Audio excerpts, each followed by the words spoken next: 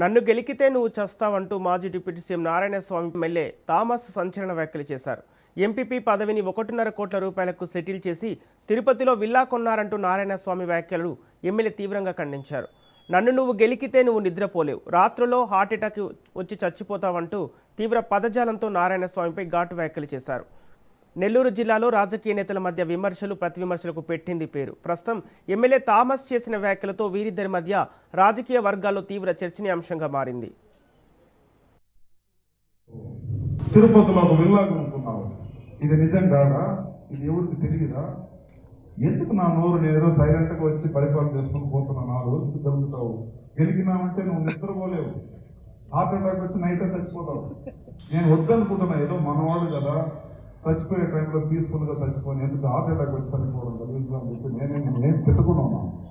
అదేవిధంగా లోకేష్ అన్న గారు ఇక్కడ పాదయాత్ర వస్తే లోకేష్ అన్న గారు పైన కేసు పెట్టావు. అంత పెద్ద మొగడము, అంత పెద్ద పుడింగాము.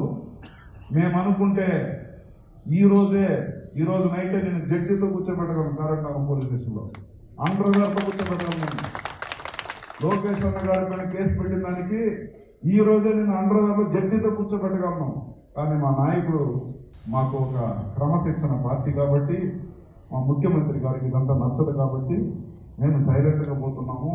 దాన్ని మేమేదో భయపడిపోయినామనో, మేమేదో తగ్గినామనో అనుకుంటే పొరపాటు. నారాయణ స్వామి, ఒక ఎంపీపీ వ్యాకెంట్ వస్తే దాన్ని ఏం చేసావు నువ్వు? ఎవడో ఉండే బెంగళూరు